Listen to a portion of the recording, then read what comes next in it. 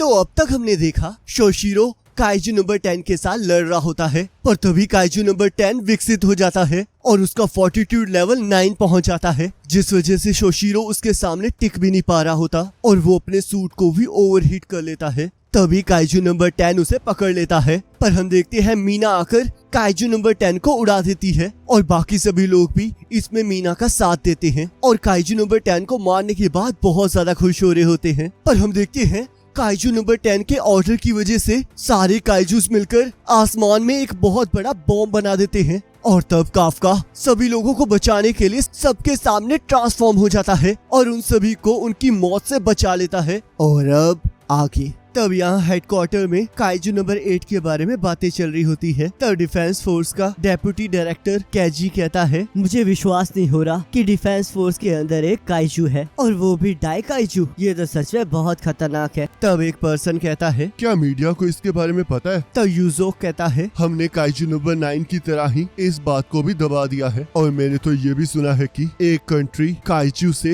Human tissue transplant के ऊपर experiment भी कर रही है और अगर उन्हें पता होता तो वो ऐसा कुछ ना कुछ जरूर करते। तब केजी कहता है, तो फिर तो हमें चुपचाप काइजू नंबर 8 को डिस्पोज कर देना चाहिए और एक वेपन में बदल देना चाहिए। तब एक और पर्सन कहता है, पर क्या हमें पहले उसे एक लिविंग वेपन में बदलने के बारे में नहीं सोचना चाहिए? तब डायरेक्टर जनरल इसाओ कहता है, इस डिस्कशन से हमें कोई फायदा नहीं होगा, पहले हमें उसे यहाँ लाना होगा और उसके बाद हम ये डिसाइड करेंगे। तो इसलिए अब मैं 3rd डिवीजन को काइजू नंबर 8 को हमारे हवाले करने के लिए ऑर्डर देता हूँ। तब हम यहाँ देखते हैं काफका को पकड़ कर रखा होता है और उसके सारे वाइटर्स स्टेबल होते हैं। तब काफका सोचता है, मुझे यहाँ पर बांधे हुए पूरा एक दिन हो चुका है, आखिरकार अब मेरे साथ क्या होने वाला है? तो क्या फिर किकोरू ने जो कहा था मेरे साथ वही होने वाला है? क्या मुझे वेपन में कन्वर्ट कर दिया जाएगा? आखिरकार ये सब कुछ हो क्यों रहा है? मैंने अभी अभी तो मीना के साथ लड़ने की जर्नी को स्टार्ट किया था, मुझे पूरा यकीन है कि मीना मुझसे नाराज होगी। तभी वहाँ पर मीना आ जाती है और वो कहती है, अब टाइम हो चुका है तो इसलिए हम तुम्हें हेडक्वार्टर शिफ्ट कर रहे हैं। तब काफका शोशिरो से माफी मांगने लगता है। तब शोशिरो कहता है, चुप रहो और हमारे साथ चलो, मैं इन सब से ये सीक्रेट छुपा रहा था तो इनका इस तरह रिएक्ट करना तो बनता ही है। और तब वो लोग उसे बाहर ले जाते हैं जहाँ पूरा 3rd डिवीजन काफका को हेडक्वार्टर्स पहुँचाने की तैयारी कर रहा होता है। तब काफका सोचता है, मैं तो इचिकावा की आंखों में देख भी नहीं पा रहा हूँ, उसने मेरा ध्यान रखने के लिए कितना कुछ किया है, पर फिर भी मैंने सब कुछ बिगाड़ दिया है, तो ये पक्का मुझ पर बहुत ज्यादा गुस्सा होगा। मुझे माफ कर देना इचिकावा, लगता है इस बार सब कुछ खत्म होने वाला है। तब इचिकावा कहता है, सर मुझे पूरा विश्वास है कि आप वापस जरूर आएंगे। तब काफका को कुछ समझ नहीं आता और उसे ट्रक के अंदर ले जाया जाता है। तब मीना कहती है, इस तरह बोलने पर इचिकावा को 50 पुशअप्स मारने होंगे। यहाँ पर कोई कैमरा नहीं है तो इसलिए हम बात कर सकते हैं। जब तुम उस टाइम बिना सोचे समझे हमें बचाने चले गए तब मैं तुम्हें इस तरह काइजू में देखकर शॉक हो गई थी, पर मैं जानती थी कि ऐसा सिर्फ तुम ही कर सकते हो, तो इसलिए मैं कुछ फुटेज और गवाही दूंगी जिससे कि तुम्हारी मदद हो सके। अगर हम लोग ये प्रूव कर पाए कि तुम एक ह्यूमन हो तो हम तुम्हें बचा पाएंगे। हम सभी लोग उन्हें वो सब कुछ बताएंगे जो तुमने एक ऑफिसर बनके किया है और तुम चिंता मत करो, 3rd डिवीजन में कोई भी तुम्हें अपना दुश्मन नहीं मानता है, तो इसलिए आओ और यहाँ पर बैठ जाओ। Kafka Hibino, defence force code article 13 के अकॉर्डिंग तुम्हें आरिकिया मैरीटाइम बेस में ट्रांसफर किया जा रहा है ताकि सिटीजन सेफ रहे। मीना, क्या मैं अभी भी तुम्हारे साथ खड़े होकर लड़ सकता हूँ? बिल्कुल, मैं हमेशा तुम्हारा इंतजार करूंगी। तो ये सुनते ही काफका रोने लगता है और वो लोग काफका को लेकर वहाँ से चल पड़ते हैं। तब शोशिरो कहता है, ये बिल्कुल बेवकूफ है और 3rd डिवीजन को सैल्यूट करने के लिए कहता है। तब केजी कहता है, वाइस कैप्टन शोशिरो, आखिरकार आप ये क्या कर रहे हैं? तब शोशिरो कहता है, हम अपने सुपीरियर ऑफिसर कैप्टन मीना को सैल्यूट कर रहे हैं।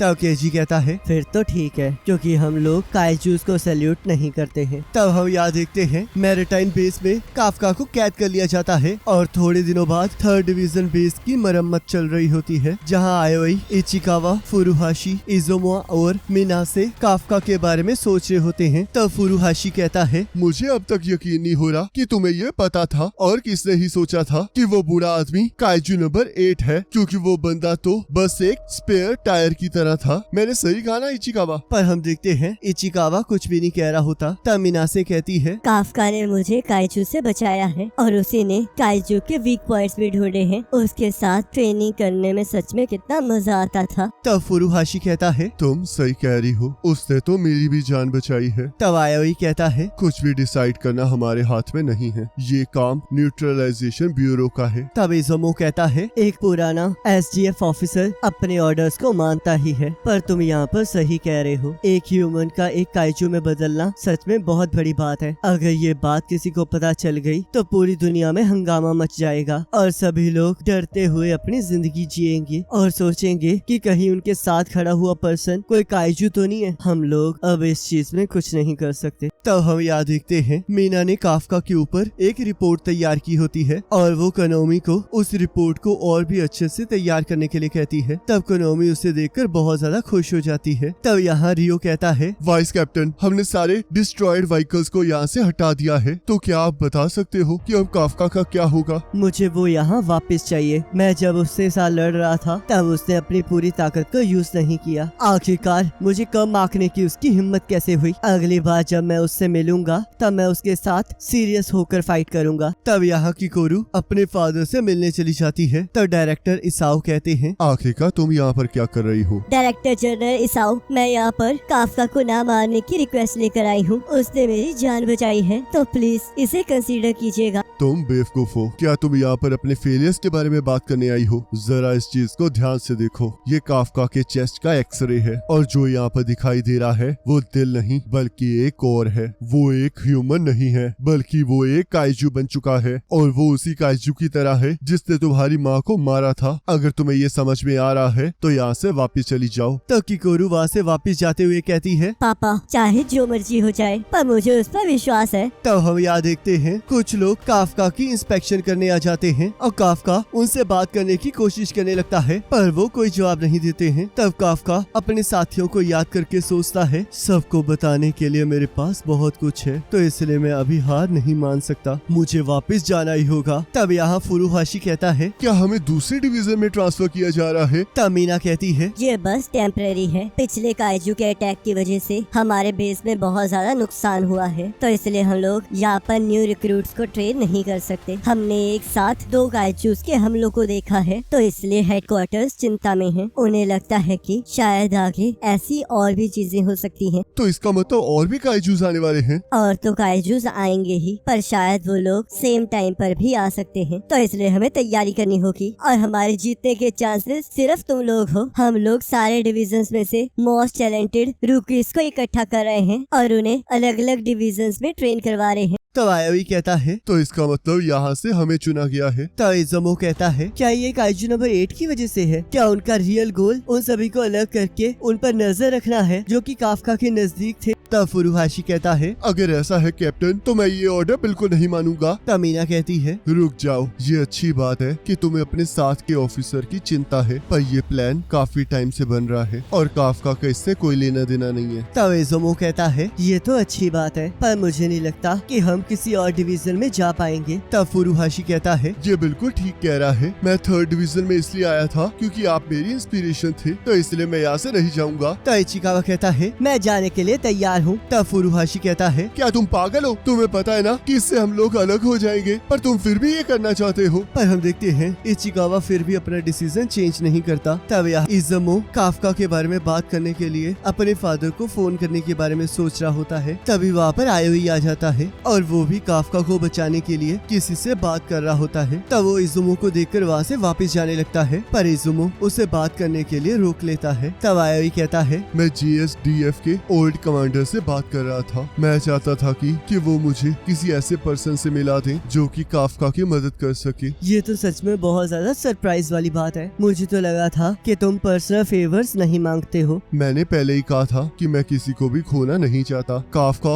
हमारी तरह ही 3rd डिवीजन का एक इम्पोर्टेंट मेंबर है, तो इसलिए मैं उसे खोना नहीं चाहता। क्या मैं गलत कह रहा हूँ? तब यहाँ काफका मीना की बातों को याद कर रहा होता है और सोचता है मीना बिल्कुल सही कह रही थी। अगर मैं ये प्रूव कर दूंगा कि मैं एक ह्यूमन हूँ तो मैं वापस उन लोगों के पास जा सकता हूँ, तो इसलिए पहले मैं उन्हें अपने आप को सुनने पर मजबूर कर दूंगा। तभी हम देखते हैं डायरेक्टर जनरल इसाओ कुछ सोल्जर्स के साथ वहाँ आ जाते हैं। तब यूसो कहता है मुझे नहीं लगा था कि डायरेक्टर जनरल खुद जाएंगे। तब केजी कहता है ये पर्सन इम्पोर्टेंट मैटर्स को खुद हैंडल करता है। तब काफका कहता है डायरेक्टर मैं एक काइजू नहीं हूँ। तब डायरेक्टर इसाओ काफका को आजाद करने के लिए कहता है। तब एक पर्सन कहता है पर ये खतरनाक है क्योंकि ये काइजू नंबर 8 है। आखिरकार तुम्हें क्या लगता है कि तुम किससे बात कर रहे हो? अगर ये सच में एक डाई काइजू है तो वो इन हथकड़ियों को बड़े आराम से तोड़ सकता है। ये यहाँ पर इसलिए बैठा हुआ है क्योंकि ये खुद यहाँ पर बैठना चाहता है। तब काफका सोचता है शायद ये मेरी बात सुन ले।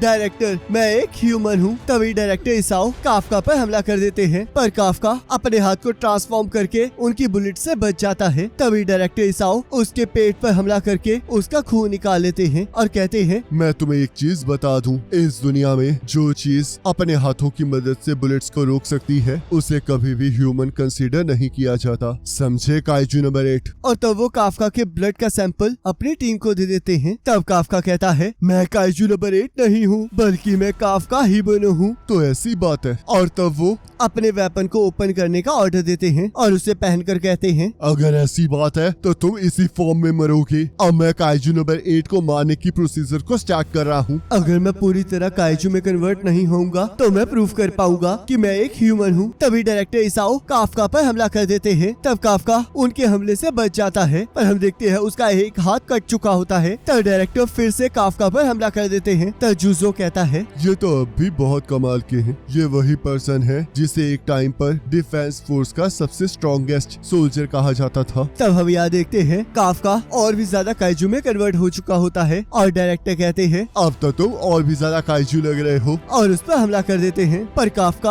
अपने आप को बचा लेता है। तब डायरेक्टर बार बार काफका पर हमला करने लगते हैं और काफका उनके हमलों से बचकर सोचता है अगर इनका एक भी वार मुझे लगा तो मैं मारा जाऊंगा। मुझे बस इनके सूट के ओवरहीट होने तक इनके हमलों से बचना होगा। पर तभी हम देखते हैं डायरेक्टर काफका को पकड़ लेते हैं और उसे एक मुक्का मारकर उसका एक हाथ उड़ा देते हैं और दूसरे मुक्के से उसकी लात उड़ा देते हैं। पर काफका अपनी काइजू की पावर को यूज करके अपने बॉडी पार्ट्स को दोबारा से रीजनरेट कर लेता है। तो डायरेक्ट काफका पर हमला कर देते हैं, जिससे हम देखते हैं काफका जोर से दीवार में जा लगता है। तो डायरेक्टर फिर से काफका पर हमला कर देते हैं। तब काफका उनसे बचकर सोचता है आखिरकार मेरी बॉडी ऐसे रिएक्ट क्यों कर रही है? ये तो वैसे मूव कर रही है जैसे कि डाई काइजू के साथ लड़ने के टाइम मूव कर रही थी, पर यहाँ पर तो कोई डाई काइजू ही नहीं है। पर रुको जरा, क्या मेरी बॉडी इसलिए रिएक्ट कर रही है क्योंकि डायरेक्टर एक डाई काइजू की तरह खतरनाक है? तब केजी कहता है काइजू नंबर 2 1972 में उसने सारे स्पैरो को उड़ा दिया था। ये दूसरा ऐसा काइजू था जिसे हमने नंबर दिया था और इसके पास बहुत ही ज्यादा कमाल की डिस्ट्रक्टिव पावर थी और अंत तक इसने बिल्कुल भी हार नहीं मानी थी। जो सूट और आर्म्स डायरेक्टर ने पहने हैं वो काइजू नंबर 2 की बॉडी से बनाए गए हैं और तुम्हारे फादर इकलौते ऐसे इंसान हैं जो कि इन्हें यूज कर सकते हैं। तब यह डायरेक्टर फिर से काफका पर हमला कर देते हैं। तब काफका सोचता है तो किकोरू इस बारे में बात कर रही थी, तो ये है आइडेंटिफाइड काइजू वेपन्स जिन्हें नंबर्स दिए गए हैं। तब डायरेक्टर काफका को एक जोरदार मुक्का मारते हैं। तब काफका सोचता है मुझे दूसरी बार इससे बचना होगा, पर रुको जरा, मैं मूव क्यों नहीं कर पा रहा हूँ? आखिर इन्होंने मेरी लातें कब काट दी? तब डायरेक्टर काफका को फिर से एक जोरदार मुक्का मारते हैं, पर हम देखते हैं वहाँ पर एक जोरदार धमाका होता है और काफका ने डायरेक्टर के मुक्के को रोक लिया होता है। तब डायरेक्टर कहते हैं तो आखिरकार तुमने दिखा ही दिया कि तुम एक काइजू हो। तब किकोरू कहती है शुक्र है काफका तुम ठीक हो, पर रुको कुछ गड़बड़ लग रही है। तभी काफका जोर से चिल्लाने लगता है जिससे पूरा बेस हिल जाता है। तब किकोरू सोचती है यहाँ पर कुछ भी ठीक नहीं है।